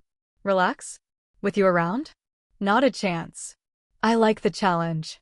Saoirse felt a thrill run through her, a dangerous pull she wasn't ready to resist, but didn't want to. The day ended with blueprints stacked, tools secured, and tension crackling like electricity between them. They left the site separately, but both glanced back. The other was still there in their mind, smirk and all, teasing, daring, and leaving room for the first true cracks in their carefully guarded hearts. Chapter 15. The Woman with Desert Dry Wit. Scene 1. Banter mixed with concrete. The construction site was a symphony of controlled chaos, hammering, drilling, saws singing, dust swirling in shafts of sunlight. Saoirse moved through it with purpose, blueprints clutched in her hands, checking notes, measuring lines, envisioning walls not just as structures, but as sanctuaries. Anastasia was already there, sleeves rolled, boots thick with mud, clipboard in hand, a smirk tugging at her lips as she watched Saoirse approach. "You actually read the plans," she called out, voice dry, as if she were impressed yet unwilling to admit it. "I do," Saoirse replied, tilting her head. "It helps me avoid disasters." Anastasia raised an eyebrow. "Disasters are overrated. Growth comes from chaos." Saoirse blinked, caught off guard by the familiar, teasing tone. "I prefer growth that doesn't collapse under pressure." Anastasia laughed, low and unapologetic, dust motes dancing around her grin. "You'll learn. Eventually, you might even enjoy it." They worked side by side, pointing out structural flaws, debating materials, and alternating between precision and sarcasm. Every glance, every brush of hands, every shared smirk carried undercurrents of unspoken tension. During a break, Saoirse leaned against a steel beam, coffee in hand, eyes tracing the scaffolding. Anastasia sidled up beside her, leaning on the same beam. "You know," Anastasia said, voice lighter now, "you could loosen up a little. Take off the CEO armor. There's more to life than perfect lines and deadlines." Saoirse smirked faintly. "And risk the Empire collapsing?" "I think I'll keep the armor on." Anastasia shook her head, grinning. "Suit yourself. But if the walls start talking, don't say I didn't warn you." Scene 2. Unexpected connections. Hours passed with a rhythm that felt natural, almost effortless. Work became a dance, banter sliding into camaraderie, camaraderie sliding into quiet, charged glances. Saoirse found herself laughing at things she hadn't in months, feeling something she hadn't allowed herself, comfort. By the day's end, the walls of the safe house were standing, straight and true, but the real structure forming was the connection between them, a foundation of teasing, trust, and undeniable electricity. And somewhere beneath the humor and the blueprints, Saoirse felt the first crack in the walls around her heart, a small fissure she wasn't sure she was ready to fill, but couldn't ignore. Chapter 16. Vulnerabilities and Vinegar Humor. Scene 1. Late-night site walk. The construction site was quiet now, the workers gone, the hum of city lights outside the chain-link fences filling the air. Saoirse and Anastasia lingered, walking side by side along the gravel paths, the smell of sawdust mixing with evening rain and fresh paint. Anastasia nudged a loose plank with her boot. "You know, O'Malley, most CEOs I meet would have called me a menace by now and left." Saoirse smiled faintly. "And miss seeing the chaos you control so artfully? Never. Besides, someone has to make sure you don't set the building on fire for fun." Anastasia's storm gray eyes softened for just a beat. "Sometimes I wish it were that simple." Saoirse noticed it, a flicker of vulnerability beneath the guard, the humor, the armor. Scene 2. Coffee on the scaffold. They perched on a scaffolding platform, sipping lukewarm coffee from paper cups. The city lights twinkled below. Anastasia tilted her head, watching Saoirse. You ever get tired of pretending you're fine all the time? Saoirse frowned, eyebrows knitting. Pretending? Me? Never. I'm an open book, with pages missing. Anastasia snorted, amused but gentle. Pages missing, huh? Must be some chapters you're saving for a reader who's worth the story. Saoirse laughed, the sound shaky but genuine. You could say that. Some chapters are messy. Hard to read without wincing. Anastasia's smirk softened into something tender. Well, lucky for you, I'm good with messy. I prefer it. Scene 3. Flirtation meets compassion. Saoirse let her guard slip slightly, talking about her parents, the basement office, the stolen inheritance, the weight of expectation she'd carried for years. Anastasia listened, sharp-eyed but not judging, her dry humor interspersed with blunt, honest observations. You've been underestimated, Anastasia said, voice low, and you let them. Because, what? You didn't know better? Or you were too polite? Both, Saoirse admitted, a lump in her throat. I wanted to believe in the good, even when it wasn't there. Anastasia leaned closer, eyes intense, voice dripping with a mixture of sarcasm and care. Believing in good is nice and all, but don't be stupid about it. And don't cry over bastards who don't deserve a tear. Saoirse laughed, wiping a tear that had betrayed her. Thanks. I think. Anastasia smirked, shrugging, clearly uncomfortable with sentimentality. Don't get used to it. My heart is mostly dry wit, vinegar, and the occasional misplaced kindness. Saoirse felt herself smiling, warmed despite the chill, heart fluttering at the honesty behind the humor. Scene 4. Hand-brushing moments. As they packed up to leave, their hands brushed while stacking blueprints. Sparks, electric and undeniable, shot up Saoirse's arm. Anastasia noticed and held the contact a beat longer than necessary, teasing. Careful, boss. You're playing with fire here, and I like fire. Saoirse met her gaze, dry humor slipping through. I can handle fire. Don't underestimate me. Anastasia laughed softly, storm gray eyes softening. Oh, I never underestimate you. I just enjoy the chaos of watching you try. The tension lingered, flirty and charged, but this time there was warmth beneath it, a promise that these two, with all their guards and scars, could find solace in each other. Scene 5. The unspoken invitation. Walking back to their cars, neither spoke of what lingered between them, but both felt it, that magnetic pull, that dance of flirtation and vulnerability, teasing and honesty. Anastasia glanced over her shoulder, smirk back in place. See you tomorrow, O'Malley. And try not to trip over your destiny on the way home. Saoirse smiled, heart racing, voice teasing but softer than before. I'll try, Thornton. But you might just be the hazard I don't mind. And in that moment, the scaffolding of trust, humor, and raw emotion had begun to form, fragile, precarious, and utterly magnetic. Chapter 17. A foundation poured in trust. Scene 1. Late night at the construction site. The site was silent now, only the faint hum of city lights beyond the fences and the distant drip of a leaking pipe somewhere. Saoirse and Anastasia remained behind, reviewing final plans for the safe house. Their shoulders brushed constantly, hands occasionally meeting as they passed blueprints back and forth. Anastasia looked at Saoirse, storm gray eyes catching the moonlight. You really know what you're doing, you know that? It's impressive. Saoirse chuckled, feeling heat rise to her cheeks. And you make sarcasm look like an art form. Anastasia's smirk softened, just enough to betray warmth. Only for the right audience. Saoirse let herself linger near her, hand brushing Anastasia's as she passed a pencil. A small spark of electricity traveled between them, unspoken acknowledgement of something growing. Scene 2. Coffee and confessions. They perched on scaffolding again, mugs in hand, city lights sparkling below. Anastasia tilted her head, suddenly quiet. You know, I didn't trust anyone for a long time. Not really. Saoirse's chest tightened. She recognized the pain behind the humor. Why not? She asked softly. Anastasia's lips quirked in a dry, wry smile.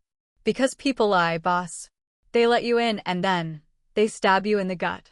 Not metaphorically. Well, sometimes metaphorically. Saoirse reached for Anastasia's hand, letting her thumb brush over the knuckles. Sometimes the right person makes up for all the wrong ones. You just have to let them. Anastasia's eyes flickered, a mixture of skepticism and curiosity. Are you volunteering for that role? Saoirse smirked. Maybe. Depends on whether you can handle it. Anastasia's laugh was low, almost a growl, and the tension between them thickened, charged, and delicious. Scene 3. The first night together. Later, as they packed up, Anastasia handed Saoirse a hammer with a teasing glint in her eye. Careful. Might break something if you swing too wildly. Saoirse took it, gripping it tightly, then glanced up at Anastasia. I think I can handle breaking things, especially old walls. Anastasia stepped closer, their chests nearly touching. Good. Some walls need breaking, she said softly, voice low. Their hands touched again as Saoirse passed the hammer back. This time, neither withdrew. The contact lingered, electric, intimate. Anastasia leaned just slightly, brushing a strand of hair from Saoirse's face. Trust, she whispered, is the foundation. Without it, everything collapses. Saoirse swallowed, feeling her heartbeat quicken. I trust you. Anastasia's smirk softened, almost vulnerable. I'll try not to make you regret it. Scene 4. Shared silence and comfort. They walked to the gate together, shoulders brushing, words fading into comfortable silence. Saoirse felt a warmth she hadn't known in months, a tether to someone who saw her, really saw her, beyond the basement office, beyond her family's lies. Anastasia glanced at her, eyes softening. You okay? She asked, tone laced with humor but with concern peeking through. Saoirse nodded. I am, because you're here. Anastasia's smirk returned, teasing but tender. Careful, O'Malley. I might take credit for your emotional stability. Saoirse laughed, leaning closer just a fraction. Then take credit. Just don't let go. Scene 5. A promise in the dark. The night ended with them lingering by their cars, hands almost brushing one last time. The spark between them undeniable. Anastasia tilted her head, storm-gray eyes catching the moonlight. Tomorrow, she said, voice teasing but carrying weight, we finish this project. And maybe, I'll let you see more than just my sarcasm. Saoirse smiled, a rush of warmth and anticipation flooding her chest. I'll be counting on it, Thornton. And with that, the first subtle intimacies were poured, trust, touch, teasing, and a growing desire. Foundations were laid, not just for the safe houses, but for something far more fragile, far more precious, a love built on honesty, humor, and careful devotion. Chapter 18. The Unexpected Love. Scene 1. The Dusty Invitation. The safe house renovation was nearly complete. Tools lay scattered, dust motes danced in shafts of sunlight streaming through half-constructed walls, and the smell of fresh wood and plaster hung in the air. Saoirse wandered through the site, clipboard in hand, lost in thought. Anastasia appeared around a corner, leaning against a beam with that familiar smirk. You're staring at walls again, Anastasia teased, storm-gray eyes glinting. Should I be flattered that I caught you, or concerned? Saoirse rolled her eyes, but smiled, feeling the flutter in her chest. Flattered, obviously. Or, maybe just distracted by someone who doesn't stop mocking me. Anastasia stepped closer, just a fraction of a heartbeat away. Mocking you is an art. But this, she gestured at the site, then at Saoirse, is worth more than jokes. Saoirse felt heat rise to her cheeks. Something in Anastasia's gaze made the air feel thicker, warmer, like electricity had pooled around them. Scene 2. Hammer, Dust, and Defiance. Anastasia handed Saoirse a hammer, eyes dark and teasing. Time to break the last wall. Literally.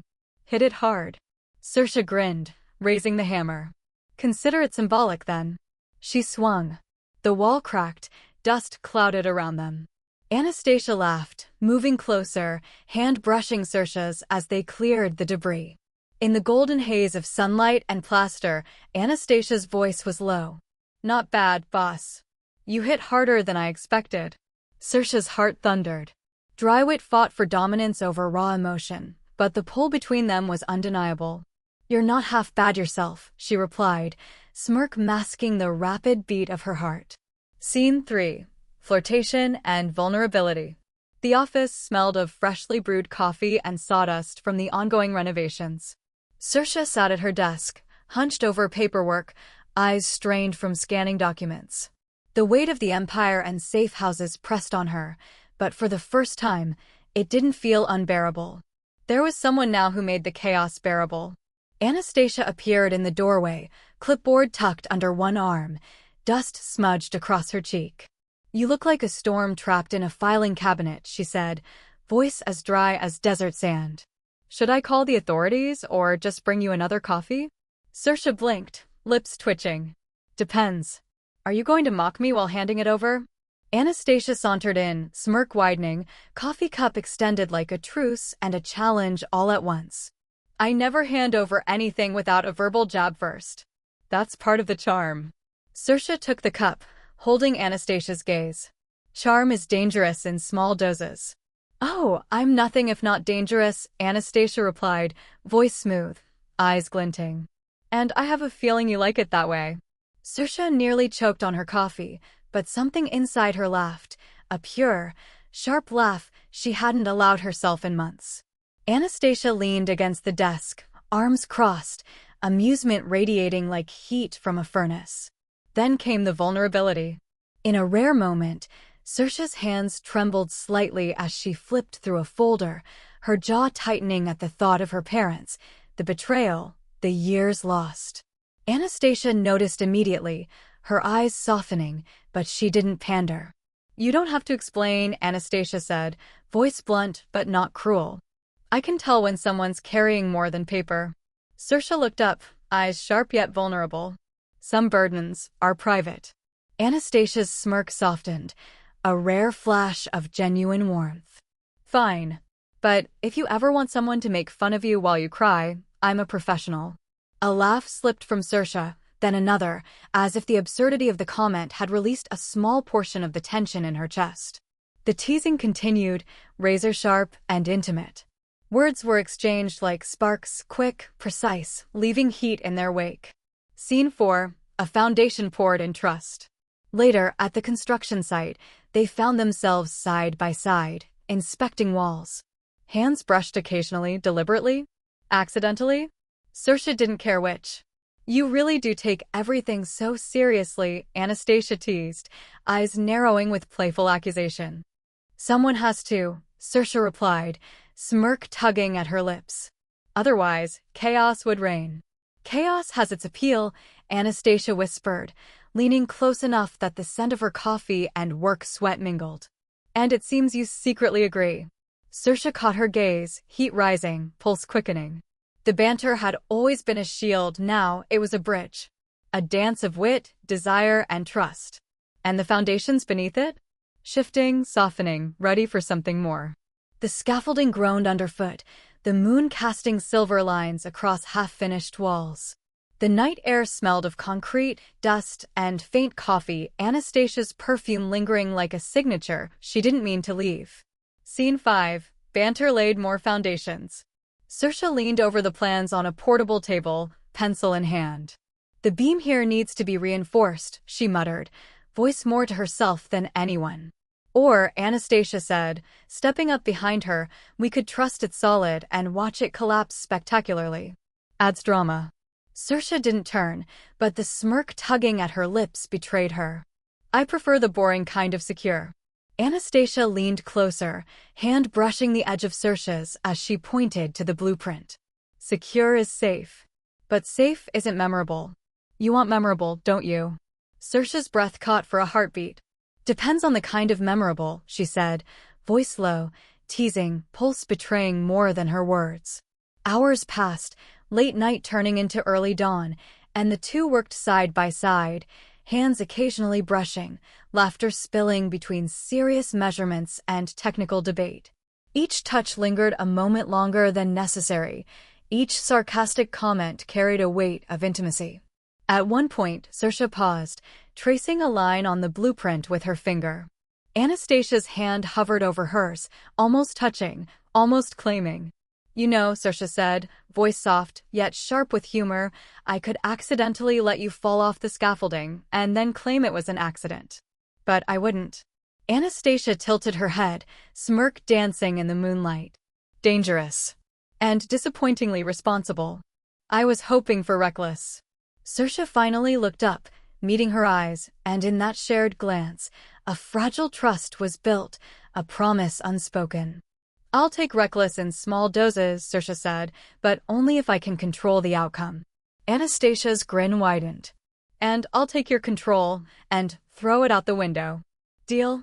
Their laughter mingled with the creaking scaffolding, dust motes dancing like stars around them. They worked, talked, and shared silences filled with understanding, humor, and the beginnings of something unshakable. By the time they left, clothes smudged with paint and sweat, Saoirse felt a rare lightness. The fortress around her heart had cracks now, intentional, welcomed cracks, built not on money, manipulation, or duty, but trust, laughter, and the promise of shared moments.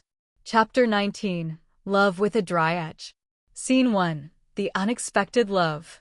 For the first time in years, Saoirse realized that a foundation could be more than concrete and steel. It could be built from hands, hearts, and whispered jokes in the moonlight. And with Anastasia, she was ready to pour it strong, steady, and unbreakable. The safe house renovation site was quiet, the crew gone for the evening, leaving only the soft hum of the city below.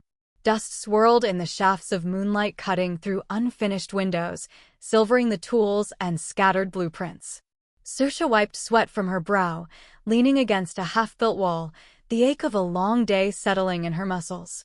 Anastasia stepped into the space behind her, boots scuffing softly, clipboard forgotten in favor of presence. You've been bossing this place around all day, Anastasia said, voice low, teasing, almost vulnerable. Ever thought maybe the wall needs to boss you around for a change?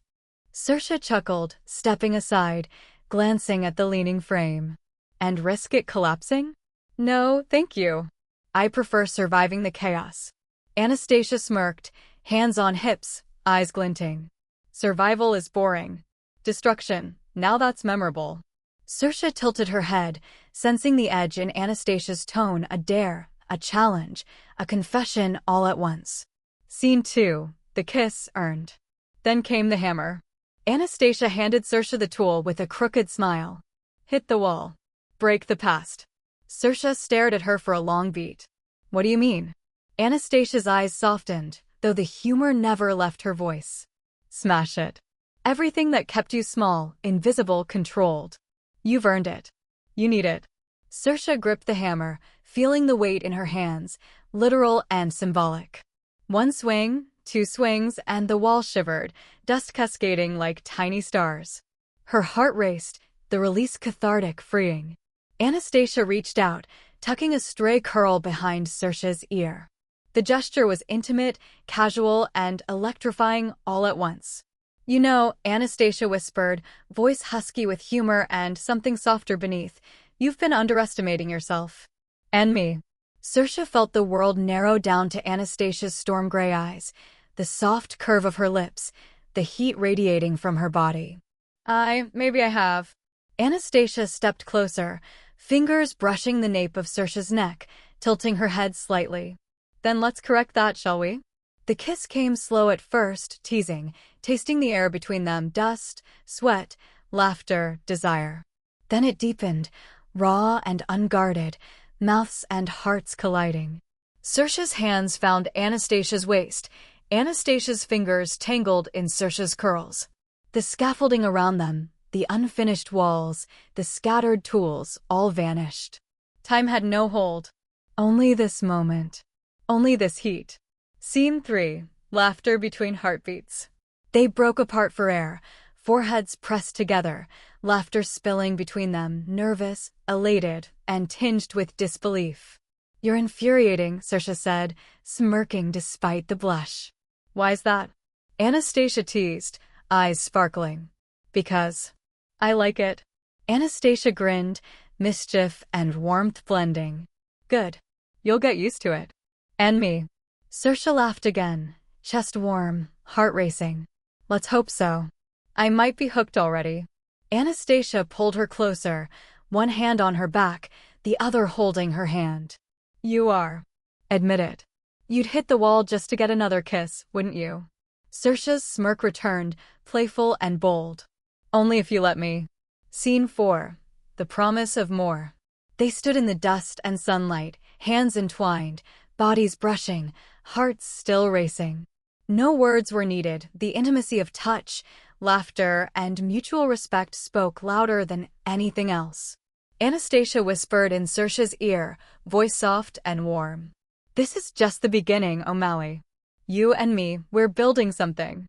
Strong. Real. Unstoppable. Saoirse's eyes shone, the first true spark of hope in months. And I trust you, she murmured. Completely. And with that, walls were broken, defenses dissolved, and love, unexpected, raw, and beautiful, was cemented. Chapter 20, Legacy of Light. Scene 1, Dawn of a New Era. 1 year later. The morning sun spilled across the O'Malley glass tower, glinting off the polished steel and glass. Saoirse O'Malley stood at the window of her new office, the city sprawling below, her empire finally at her fingertips. Gone was the basement, the shadows, the endless nights of doubt. In its place? Purpose. Justice. Freedom. Cormac appeared quietly behind her, offering a nod and a sly smile. You did it, lass. Truly. Saoirse exhaled, her chest heavy and light at once. Yes, we did it, she said, glancing back at him.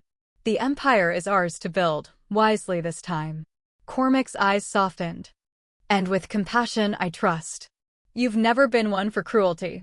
Saoirse nodded, determination bright in her storm-gray eyes. No. I'll make it a place where people matter, not just profits. Cormac left the office knowing that for the first time since he stepped into that cramped apartment, Aidan O'Malley's legacy will be fulfilled by this visionary architect and the only O'Malley worthy of carrying it. Scene 2, Legacy of Light. The O'Malley glass tower glinted in the morning sun, a city landmark once synonymous with power and cold ambition, now a testament to purpose and integrity. Saoirse stood in her corner office, the same one that once felt like an unreachable dream, and let herself breathe. Anastasia appeared at the door, carrying coffee and a smirk that never failed to ignite her pulse. Morning, boss. You look almost relaxed. Saoirse laughed softly, shaking her head. Almost, she admitted. The empire doesn't run itself. Good thing I don't mind chaos, Anastasia said, stepping in and brushing a hand lightly over Saoirse's shoulder. Or maybe I do, in small doses. They walked the floors together, checking in on projects and safe houses, each space echoing with the promise of hope. Women once trapped in cycles of abuse now had shelter, guidance, and opportunity, a legacy Saoirse had carved from pain and betrayal. The empire was no longer just wealth. It was protection. It was justice. It was love made visible. Scene 3, A Wedding and a Choice. Months later, Saoirse and Anastasia celebrated their union quietly. No grand affair, no flashing cameras. Just family they had chosen. The afternoon was warm, the backyard strung with fairy lights. Guests mingled, laughter echoing softly. This wasn't the grandiose family event her parents had once orchestrated, it was theirs. Simple, intimate, and full of love. Saoirse's parents arrived late, as expected. Polished, stiff, remorseful faces, apologies whispered in hurried tones, regrets hovering like ghosts. Saoirse, her mother began. She met their gaze, calm but resolute. I heard you, she said softly, voice steady. Thank you for apologizing. But I am not ready, and perhaps never will be, to invite you into this life. This family, this love, it is mine to protect. Her father's face fell, shame and disbelief mingling. We just wanted to. Saoirse smiled gently, not unkindly. You wanted to be in control. But I'm in control now. And today is about love, not grudges. They faltered, words caught in the silence. No argument could pierce the armor she had built, forged in betrayal, strengthened by trust, tempered by love. Scene 4, Anastasia, always. Saoirse stood at the arch, a simple gown hugging her shoulders, hair loose, a crown of delicate blossoms resting in place. Anastasia appeared from the edge of the deck, rolled-up sleeves now replaced with elegance that didn't hide the fire in her eyes, her smirk softened by the warmth of the moment. Time slowed. Breaths synchronized. Hearts raced in unison. Saoirse walked to her, heart pounding, a soft smile curving her lips. "You ready?" she asked. Anastasia's smirk softened into something entirely unguarded. "Always," she said. Saoirse glanced at Anastasia, hair catching the soft lights, eyes alight with mischief and devotion. "I never thought I'd find this," she said softly. Anastasia smirked, nudging her gently. "I told you, chaos has its appeal. And it builds character." Saoirse laughed, feeling the years of shadows fall away. Their hands intertwined, fingers laced like a foundation built to last. They exchanged vows whispered under string lights, laughter threading through each promise. There was no grandeur needed, only the truth of their hearts. The vows they spoke were not just words, they were declarations of resilience, of humor, of survival, and of hearts unshakably entwined. Anastasia promised laughter in chaos, courage in fear, honesty in the quiet, and love that refused to fade. Saoirse promised trust, fire, devotion, and a shared vision, a life built not just of walls, but of wings. "You are my foundation," Saoirse whispered. "And you are my fire," Anastasia replied. A kiss sealed it, gentle and electric, a promise of a future built together. The dust of old pains swept away, leaving only the brilliance of their bond. Guests cheered, the music swelled, and the night became a memory of light. Scene 5, a legacy rewritten. In the months that followed, the O'Malley Empire flourished under Saoirse's leadership. Ethical projects, safe houses, and women's empowerment programs sprang to life. Anastasia was at her side, both in business and life, challenging, teasing, loving, her dry wit and sarcasm now a treasured symphony to Saoirse's heart.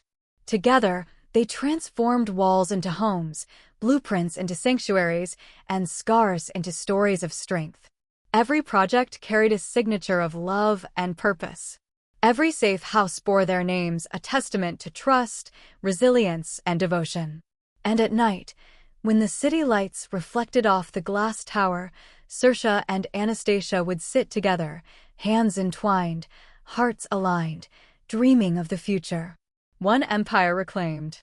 One love found. A legacy of light. Epilogue, Wings of Light. A year later they stood in the backyard of their shared home. The garden glowed under 1,000 tiny lights, their warmth soft as the whispers of a promise kept. Saoirse stood beside Anastasia, hands entwined, fingers tracing lifelines that now belonged to both. The city breathed around them, steel towers glinting like stars pulled close. But here, in the glow of string lights and soft laughter, the world felt small, intimate, pliable. A kingdom reclaimed, a life rewritten. Anastasia's storm-gray eyes met hers, mischief softened by a warmth that could melt glass. "You are the most stubborn, infuriating, brilliant woman I've ever met," she whispered. "And I wouldn't have it any other way." Saoirse laughed, the sound spilling like sunlight over wood and stone. "You've taught me trust," she said. "And love," Anastasia corrected, pressing her forehead to hers. In the quiet between heartbeats, promises were made not in grand gestures, but in the steady pulse of togetherness.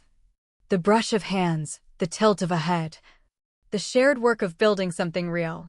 The safe houses, the empire, the legacy, all bore their mark, not of bloodline, but of courage, laughter, and relentless devotion. They kissed, lightly, fiercely, as if sealing the past into ash, and opening the door to every bright tomorrow. And as the city lights shimmered on glass towers high above, Saoirse O'Malley, heir, survivor, lover, and leader, finally breathed. At last, she was free. At last, she was whole. At last, love had wings and they soared. Thank you so much for listening. Please subscribe and like this video and follow me for more stories. You are always welcome here, and leave me a comment or a thumbs up, just letting me know if you like the story and would like more, or is there perhaps an idea that you would like to share or let me write for you?